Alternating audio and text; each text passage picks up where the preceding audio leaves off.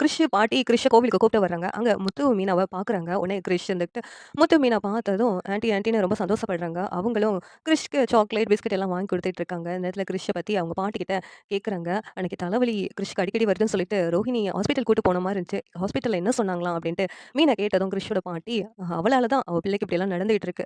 ஏதோ மன அழுத்தத்தினால தான் இப்படியெல்லாம் இருக்குதுன்னு சொல்லிட்டு டாக்டர் சொன்னதா சொன்னா. இனிமேலும் இந்த மாரி தலைவலி வந்துச்சுன்னா வர சொல்லியிருக்காங்களாம் ஸ்கேன் பண்ணி பார்க்குறதுக்கு அப்படின்னு கிரிஷ் பாட்டி சொன்னதும், உடனேவும் இங்க முத்து இருந்துகிட்டு, அந்த பார்லர் அம்மாவால தான் கிரிஷ்க்கு எல்லாமே நடக்குது. அந்த பார்லர் அம்மா பொய் பித்தலாட்டங்கிறத கூசாம பண்ணிட்டாளே இதே!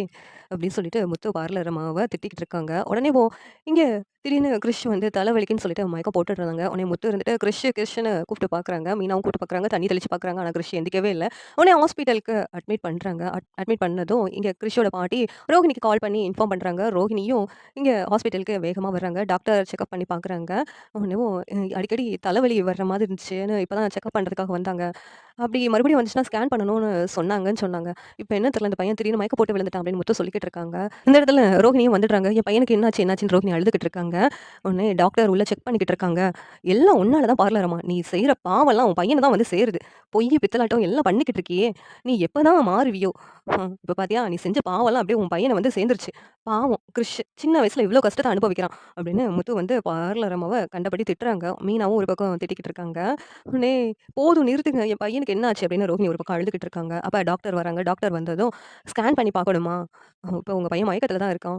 ஸ்கேன் பண்ணி பார்த்துட்டு எதுவா இருந்தாலும் சொல்லலாம் அப்படின்னு சொல்லிட்டு சொன்னதும் ஸ்கேன் பண்ணியும் பார்க்குறாங்க. ஏதோ தலையில பிரச்சனை இருக்குதுன்னு சொல்றாங்க டாக்டர் வந்துட்டு. இப்பவே உடனே ஆப்பரேஷன் பண்ணணும் அப்படிங்கிறாங்க. உடனே ரோகிணி அழுதுகிட்டு இருக்காங்க. இப்பவே என் பையனுக்கு ஆப்பரேஷன் பண்ணி என் பையன காப்பாத்துங்க அப்படின்னு ரோகிணி கெஞ்சிக்கிட்டு இருக்காங்க. உடனேவும் அதுக்கு பண்றதுக்கு ரூ. 10,00,000 பணம் தேவை அப்படின்னு சொல்லிட்டு சொன்னதும், நான் எப்படியாவது ரெடி பண்ணி கொண்டு வரேன். நீங்க எப்படியாவது ஆப்பரேஷனுக்கு ரெடி பண்ணுங்கன்னு ரோகிணி சொல்லிக்கிட்டு இருக்காங்க. முத்துவும் மீனாவும் என்ன பண்ணன்னு தெரியாம முழிச்சுட்டு இருக்காங்க. சரி எப்படி தான் நல்லா இருக்கும்னு நீங்க நினைக்கிறீங்கன்னு கமெண்ட் பண்ணுங்க. லைக் பண்ணுங்க, ஷேர் பண்ணுங்க, சப்ஸ்கிரைப் பண்ணுங்க. Thank you.